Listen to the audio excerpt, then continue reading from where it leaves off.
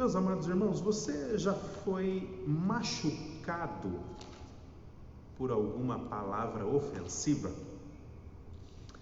Você já machucou alguém com alguma palavra ofensiva?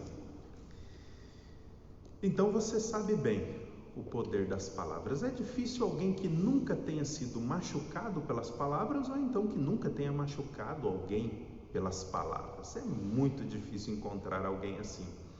Se você machucou alguém, ou se você já foi machucado então pelas palavras, você bem sabe o poder, a capacidade que elas têm então.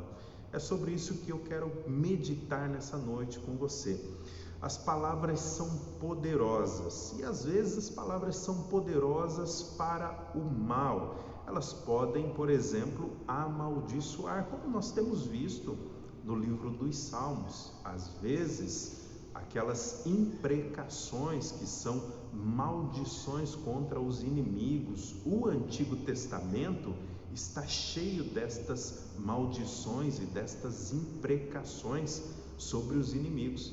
E às vezes nós também podemos amaldiçoar as pessoas pelas nossas palavras. Palavras podem ser usadas poderosamente para o mal, podem ser utilizadas para iniciar guerras de larga escala, grandes conflitos. Poderíamos citar, por exemplo, as palavras de Hitler, quando reúne o povo alemão em torno da sua causa e então dá início a uma grande guerra. As palavras também podem iniciar conflitos locais, não é? Pequenos conflitos, por exemplo, dentro da sua casa. Uma palavra mal colocada pode iniciar um conflito entre você e os teus filhos, entre a esposa e o marido, e você sabe bem do poder que uma palavra mal colocada tem. Pode iniciar um conflito na empresa onde você está. Palavras então têm o poder de iniciar guerras, têm o poder de amaldiçoar, têm o poder de iniciar conflitos, têm o poder de iniciar brigas no trabalho, na igreja, em casa, onde você se relaciona, às vezes com um parente. Uma palavra mal colocada inicia grandes problemas, grandes discussões. Palavras também podem ser utilizadas para o bem, para abençoar. Ao invés de amaldiçoar, elas também podem abençoar. Elas podem encerrar guerras, fazendo acordos de paz, e nós já vimos isso na Escritura. A palavra bem colocada, a palavra mansa, ela acalma conflitos, né? Ela encerra guerras. Palavras boas também podem iniciar a paz em casa, a paz no trabalho, a paz na igreja. Às vezes, um pedido de desculpa pode trazer um longo período de paz onde você está se relacionando. Palavras para o bem também podem ser inspiradoras. Às vezes o teu coração está triste, às vezes você está meio deprimido, às vezes você está apanhando muito da vida e das circunstâncias à sua volta, e então vem alguém com uma boa palavra para você e levanta o seu ânimo. Então, de alguma forma, Deus usa pessoas com palavras abençoadoras e então nos reanima, nos coloca novamente nos trilhos. Quantas vezes você já deve ter vindo até a igreja, às vezes com grandes dificuldades, enfrentando muitos problemas, entristecido, e então ouviu uma palavra do diácono, do presbítero, do pastor, de algum irmão com quem você tem um vínculo, não é, mais forte, e então essa palavra reanimou você e você voltou para casa novamente revigorado, restabelecido. As palavras têm este poder para o bem, poder para inspirar, também tem poder para desafiar. Agora, quando nós pensamos e oramos ao Senhor a respeito das faltas que nós cometemos através das palavras, nós fomos desafiados a não falar mal do povo de Deus, a não amaldiçoar o povo de Deus mas sempre abençoar o povo de Deus, assim como Deus abençoou o seu povo. Então essa é uma palavra desafiadora para nós. Às vezes o desafio pode ser em outras áreas da nossa vida. Às vezes as palavras podem nos desafiar no âmbito profissional, no âmbito familiar e em diversas outras formas. Elas podem nos desafiar e então mudar o curso da nossa vida. Talvez você mesmo já tenha passado por isso, já tenha vivenciado isso. Palavras, elas têm o poder e podem às vezes ser boas e às vezes elas podem ser más. No Salmo 12, nós vemos exatamente isso, o poder das palavras. Primeiro nós vemos o poder das palavras do salmista no verso de número 1. Depois nós vemos o poder das palavras dos ímpios nos versos 2, 3 e 4. E em seguida, dos versos 5 até o final, nós vemos o poder da palavra de Deus. Eu quero meditar com você nessa noite exatamente sobre isso, sobre o poder das palavras. E eu chamo a sua atenção novamente, então, para que você leia comigo o verso de número 1, o poder das palavras do salmista. Salva-nos, Senhor, porque faltam homens bons, porque são poucos os fiéis entre os filhos dos homens. Pois bem, o Salmo de número 12, nós não sabemos exatamente em que época ele foi escrito, ok? Mas nós sabemos que a ocasião que está envolvendo agora o salmista é uma ocasião bastante complicada. Ele olha à sua volta e tudo que ele enxerga são pessoas falsas, são pessoas traiçoeiras, são pessoas que falam de uma forma, mas o seu coração está se comportando ou tem um outro sentimento quando fala. São pessoas falsas, são pessoas de ânimo dobre, são pessoas que estão neste relacionamento, nestes dias, tentando auferir algum benefício próprio. O salmista olha à sua volta e não há ninguém com quem ele possa abrir o seu coração, com quem ele possa confidenciar, orar, quem possa dar a ele, às vezes, uma palavra de ânimo, uma palavra desafiadora, uma palavra inspiradora. O mal está crescente à sua volta, a tal ponto dele utilizar aqui um exagero, uma hipérbole, dele dizer: não há à minha volta homens piedosos. É como se tudo à sua volta estivesse negro e ele não tem em quem confiar, com quem confidenciar as suas dificuldades, as suas fraquezas e os seus problemas. A tal ponto dele chegar no último verso, o verso de número 8, e fazer a afirmação que nós vemos ali: os perversos andam por toda parte, quando aquilo que não presta é exaltado entre os filhos dos homens. Então é este o cenário que o salmista Davi está vendo. O mal crescendo através das pessoas que estão à sua volta, e ele não encontra pessoas piedosas, pessoas com uma boa palavra, com quem ele possa conversar, com quem ele possa cultuar, então, e o seu coração está bastante entristecido, está bastante inquieto.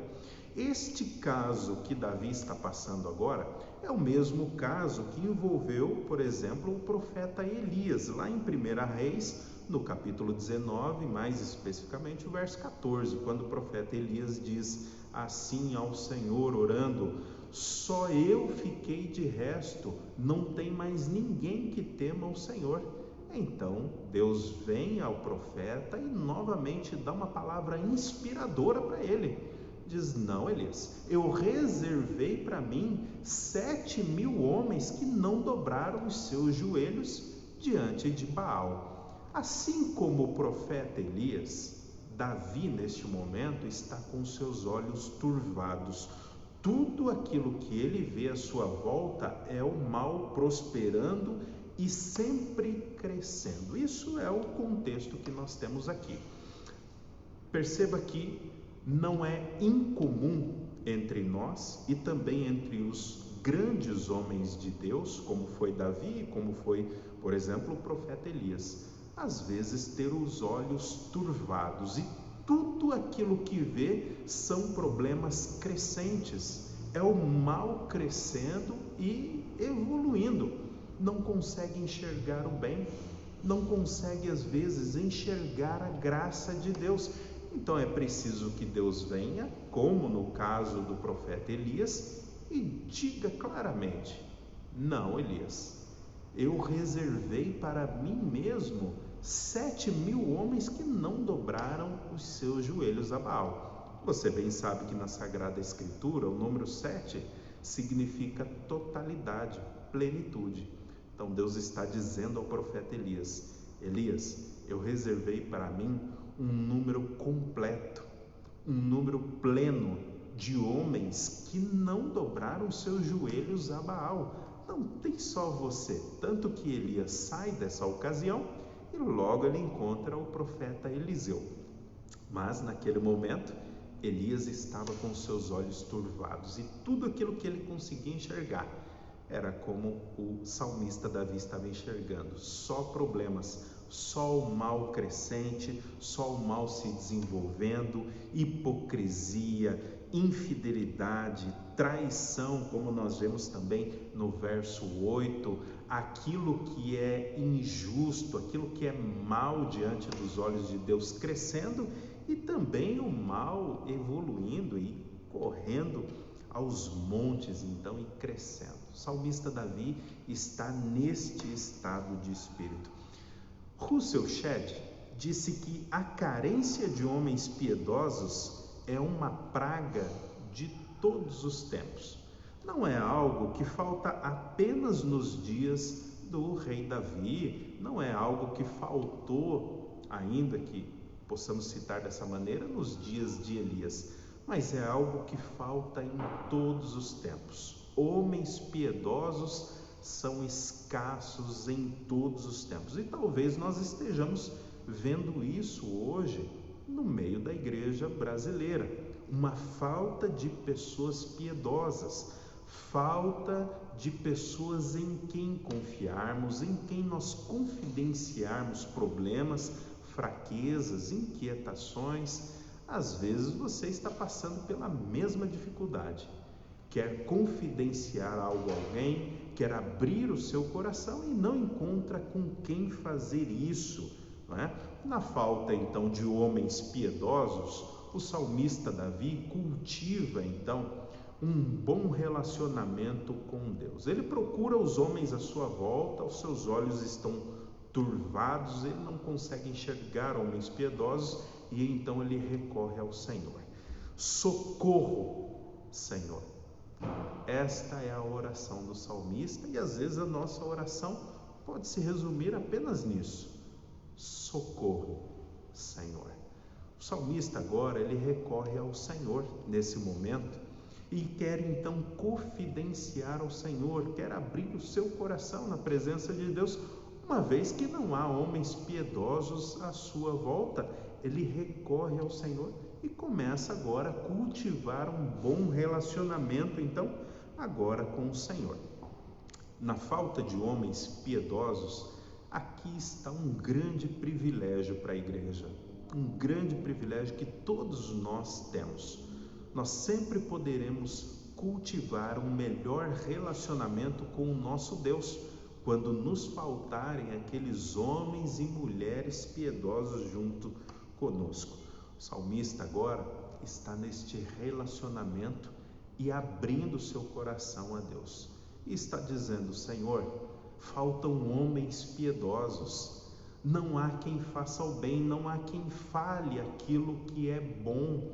Não há alguém com quem eu possa confidenciar. Todos que estão à minha volta são homens maus, são hipócritas, são bajuladores. Eles falam de uma forma, mas o seu coração deseja outra coisa. E agora o salmista está então na presença do Senhor falando com o Senhor. Agora aqui está a forma como os filhos de Deus então devem utilizar as suas palavras, da mesma forma que o salmista Davi. O salmista Davi está utilizando as suas palavras agora para cultivar um bom relacionamento com Deus. E é dessa maneira que eu e você devemos usar as nossas palavras. As nossas palavras devem ser utilizadas sempre para cultivar bons relacionamentos. Seja um bom relacionamento com Deus ou um bom relacionamento com os nossos irmãos na fé. Utilize as palavras sempre para cultivar bons relacionamentos, fazer amigos. Por quê, pastor? Já disse o sábio em Provérbios, é melhor ter amigos para ser socorrido no tempo da angústia.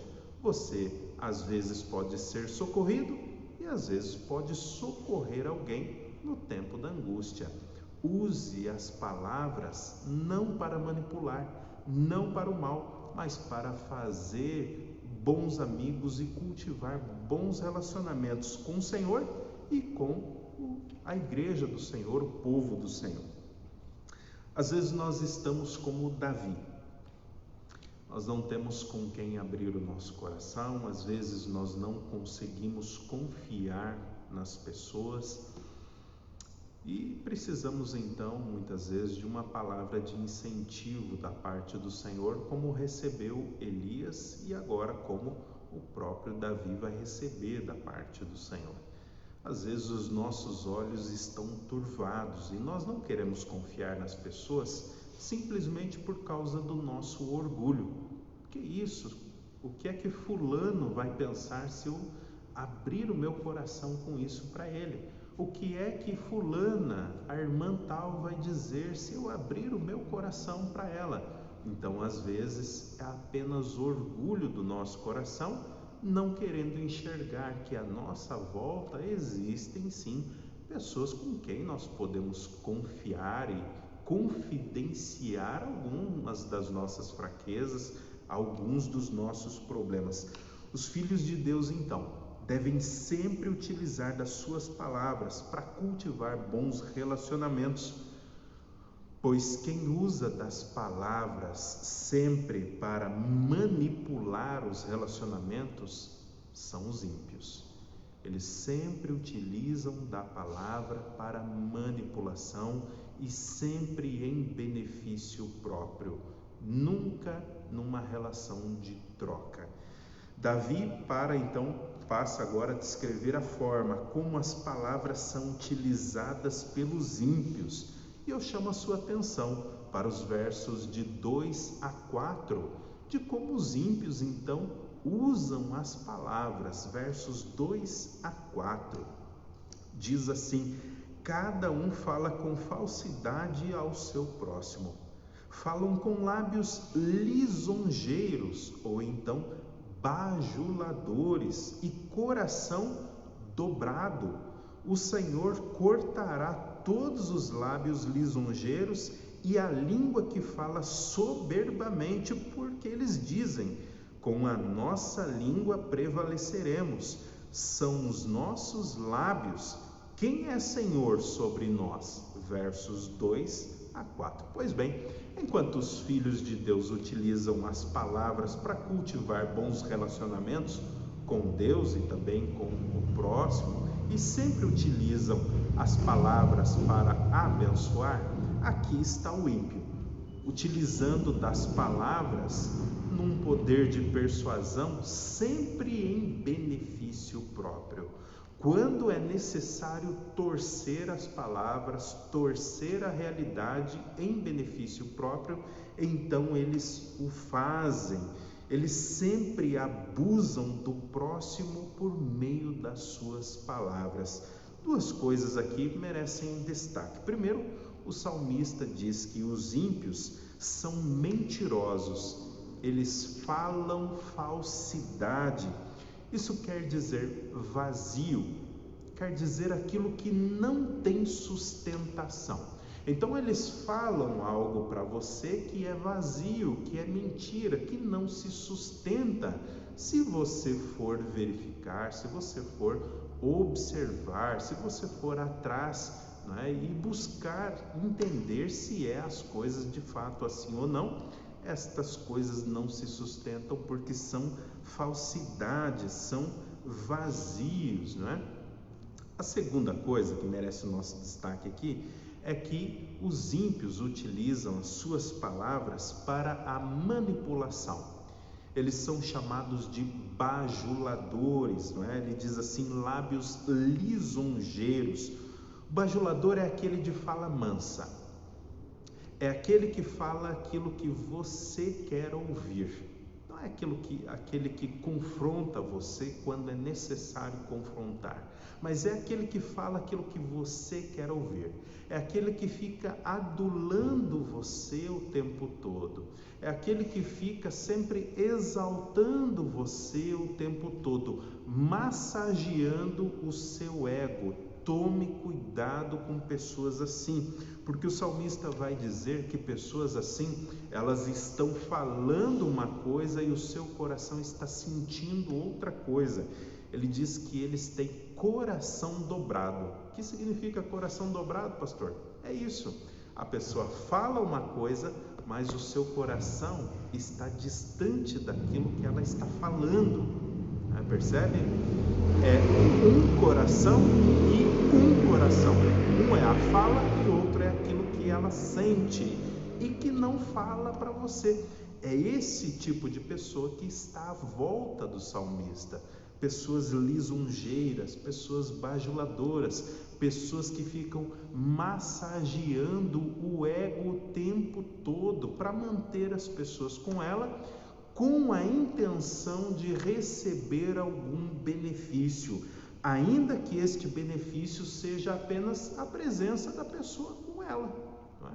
Às vezes a pessoa quer ter um grande número de pessoas à sua volta, então ela fica massageando egos, apenas para ter aquele determinado número à sua volta. O salmista diz que isso é errado, isso é o que ele está vendo naquele momento. Pessoas que são bajuladoras em benefício próprio, pessoas que falam falsamente em benefício próprio. Os ímpios, além de corromperem o relacionamento com o próximo, eles também corrompem o seu relacionamento com Deus. No verso 4, eles então dizem, com a sua língua prevaleceremos, são nossos os lábios. Quem é Senhor sobre nós? Talvez você já tenha ouvido pessoas dizerem alguma coisa bastante parecida. Eu não pedi para nascer. Já viu pessoas que dizem assim? A boca é minha, eu falo o que eu quiser. A mente é minha, eu penso aquilo que eu quero e eu falo o que eu quero, a hora que eu quero e do jeito que eu quero. São pessoas ímpias. É um pensamento soberbo. É um pensamento orgulhoso.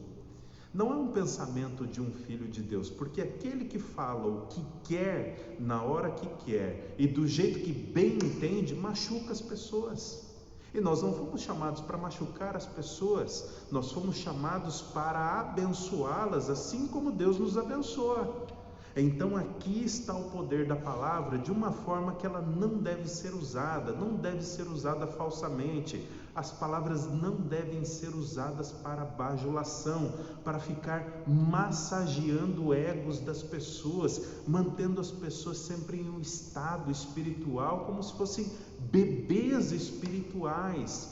Mas as palavras são para serem utilizadas para o bem, para desafiar às vezes, também para incentivar e para inspirar. O salmista está agora observando ao seu redor pessoas que são difíceis de lidar, pessoas que são difíceis de conviver. Quando o salmista então diz que Deus cortará os lábios bajuladores e aqueles que têm coração dobrado e lábios falsos, às vezes você pode entender que isso aqui é uma imprecação. Uma imprecação é um pedido de maldição sobre o inimigo, e os salmos estão cheios destas imprecações. Mas não é este o caso aqui. O salmista não está fazendo aqui uma imprecação. O que ele está fazendo é declarando que o Senhor afastará do meio do povo aqueles que têm lábios bajuladores, aqueles que têm lábios falsos, aqueles que são lisonjeiros. O Senhor vai afastar, vai tirar estas ervas daninhas e vai afastar da presença dos piedosos. Então é isto que ele está falando aqui. A aplicação possível aqui é a seguinte: quantas pessoas você conhece que são bajuladoras? Pessoas que ficam massageando o ego de outras pessoas. Quantos pastores você conhece que são assim? Massageadores de ego. Quantos presbíteros e quantos diáconos são assim? Quantos amigos seus que você tem, que você sabe que são pessoas bajuladoras, que na sua frente falam uma coisa, bajulam você, não é? São ali pessoas que sempre ficam massageando o seu ego, mas que por trás de você falam mal de você e das coisas com as quais você está envolvido. Quantas pessoas você conhece que são assim? Quantas pessoas eu mesmo conheço que são assim? Não são pessoas confiáveis, não são pessoas com quem nós podemos abrir o nosso coração, não são pessoas com quem nós poderemos cultivar um bom relacionamento, são pessoas com quem nós devemos manter distância, porque são pessoas perigosas. Elas estão neste relacionamento conosco apenas para oferir algum benefício pessoal, alguma coisa que nós temos, elas então querem. Às vezes você diz assim: mas pastor, eu não tenho nada.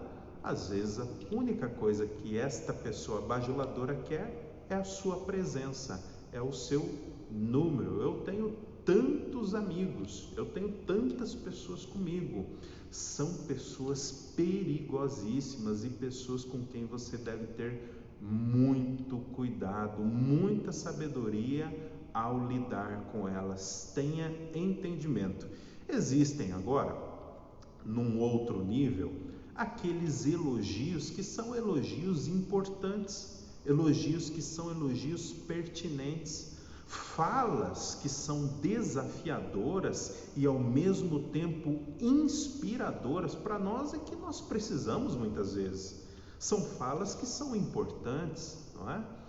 Estes devem ser bem discernidos então, porque existem momentos que nós precisamos de uma boa palavra, assim como a igreja de Filadélfia, que estudamos agora cedo, assim como a igreja de Esmirna, que também estudamos nos domingos passados, quando Cristo vem e faz um elogio, que é um elogio sincero, que você percebe sinceridade naquele elogio, que você sabe que a pessoa está falando a verdade e que ela quer apenas o seu bem.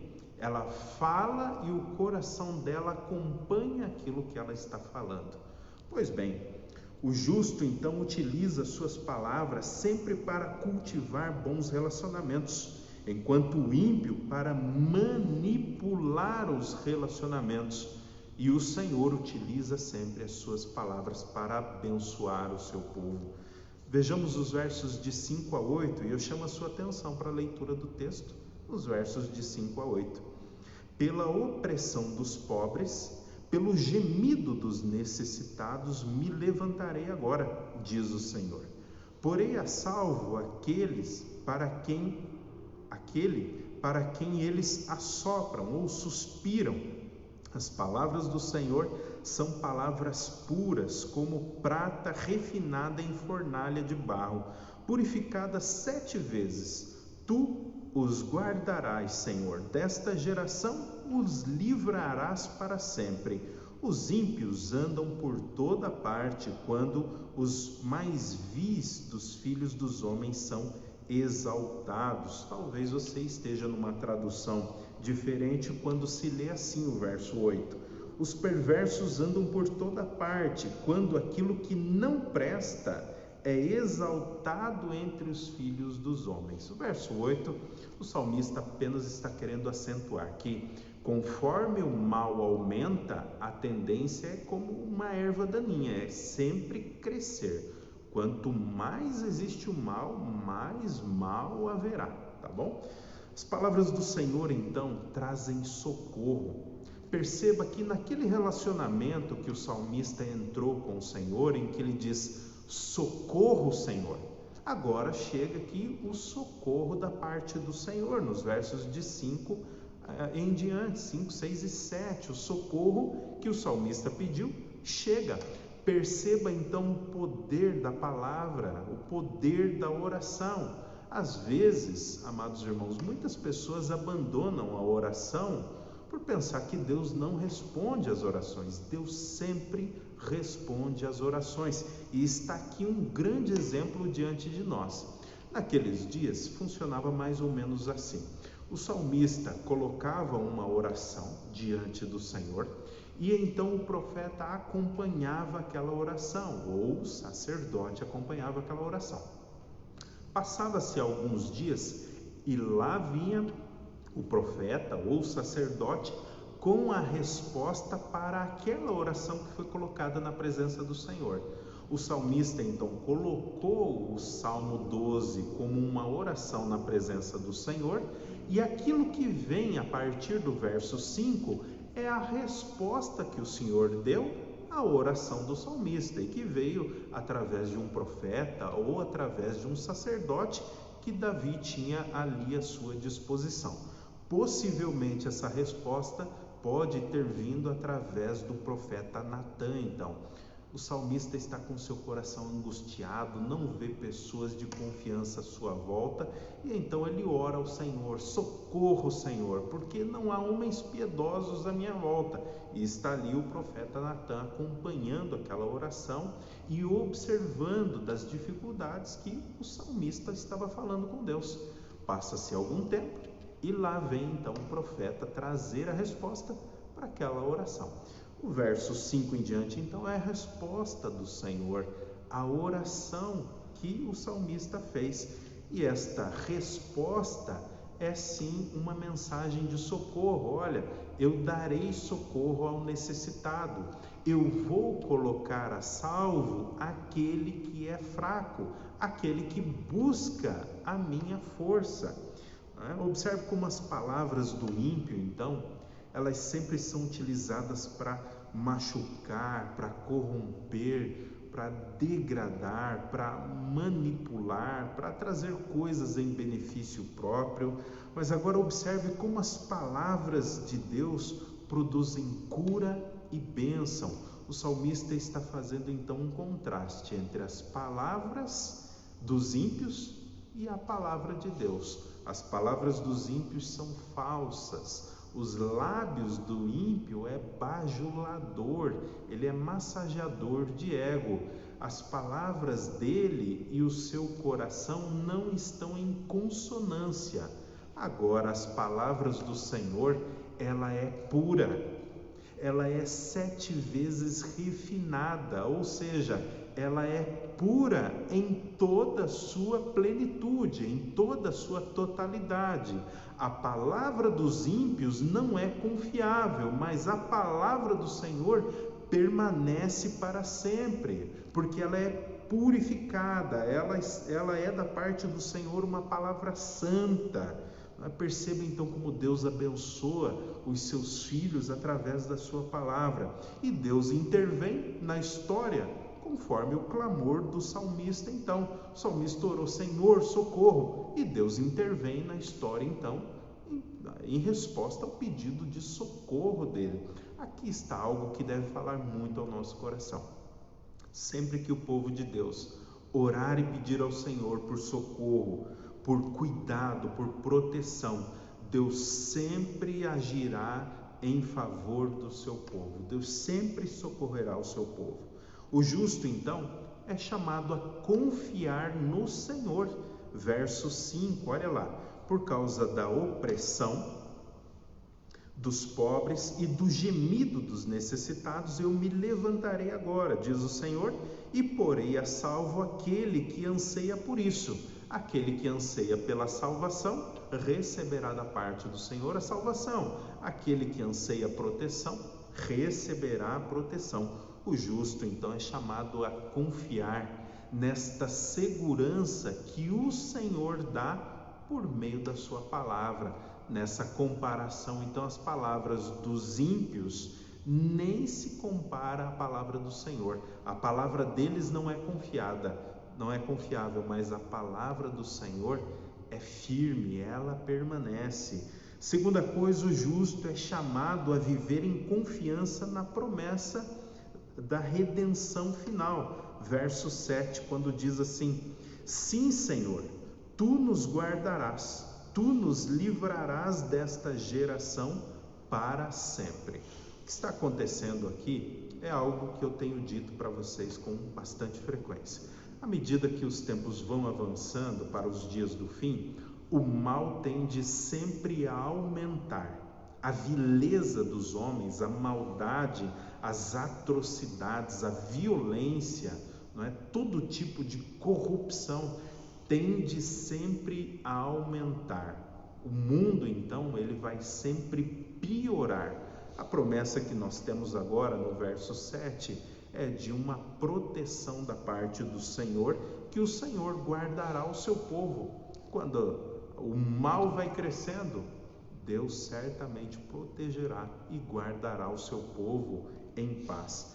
Um passo atrás apenas, amados, o justo também é chamado a confiar na palavra do Senhor, em contraste à palavra do ímpio, no verso 6, né? As palavras do Senhor são palavras puras, prata refinada em forno de barro, depurada 7 vezes. Isso significa, na totalidade, a palavra do Senhor, ela é confiável, ela permanece. O mal, então, é sempre uma crescente, principalmente quando o bem não avança. Enquanto o mal vai crescendo e o bem então vai se segurando, não vai avançando juntos, o mal ele cresce mais rápido. Nesse sentido, é como aquilo que Martin Luther King falou, quando ele disse que a história não cobraria os homens maus, mas sim o silêncio daqueles que são bons. É neste sentido. À medida então que o mal vai avançando, aqueles que são bons devem se levantar e combater o mal, como uma forma de refrear o mal, porque a tendência do mal é sempre dominar o mundo todo. Quando o bem não avança, então o mal vai prevalecendo, e Deus nos promete, no verso 7, livramento desta geração perversa, livramento deste mal sempre crescente. Nós podemos confiar então na promessa do Senhor. Eu concluo, meus amados, este sermão pensando com você a respeito do poder das nossas palavras. Palavras às vezes que nós falamos aos filhos, palavras que nós falamos aos cônjuges, palavras que nós falamos aos irmãos da igreja. Às vezes não são palavras tão boas, não são palavras temperadas, às vezes não são palavras desafiadoras, palavras de incentivo, palavras que inspiram. Às vezes nós utilizamos as nossas palavras não para abençoar, mas às vezes para dar curso ainda mais ao mal. O Senhor então chama a nossa atenção para pensarmos a respeito das nossas palavras, então, e como estas palavras podem influenciar aqueles que estão à nossa volta. Os filhos de Deus são chamados a abençoar o povo de Deus por meio das palavras, fazer com que o coração acompanhe as palavras, ter sempre palavras desafiadoras, palavras também inspiradoras, palavras de bênção, não é? Nós somos chamados então a utilizar as palavras dessa forma. Se você ter utilizado as suas palavras de acordo com a filosofia dos ímpios, para manipular as situações, para conseguir algo em benefício próprio, se você tem utilizado as palavras para bajular, para massagear ego, não faça isso. Pare com isso imediatamente. Utilize sempre as palavras para cultivar bons relacionamentos, não é? Talvez você tenha amigos que você cultivou com eles bons relacionamentos, e então você passa lá 2, 3, 4 anos às vezes sem ver essa pessoa. Às vezes você se mudou, foi para outro lugar, e quando você volta a conversar com essa pessoa, parece que vocês se viram ontem. Isso significa que você cultivou um bom relacionamento, que você foi fiel naquele relacionamento, que você aprendeu a cultivar e a falar as coisas certas na hora certa, não é? Podemos também confiar na promessa do Senhor, porque as suas palavras são sempre palavras de bênção e são sempre poderosas para nos socorrer nas nossas orações. Que Deus assim nos abençoe, amados irmãos, que o Senhor nos dê sempre uma boa palavra e nos ajude a cultivar bons relacionamentos, em nome de Jesus. Convido você a orar comigo neste momento e a falar com Deus, sondar o seu coração e, a partir de agora, passar a trabalhar melhor as suas palavras. Vamos orar?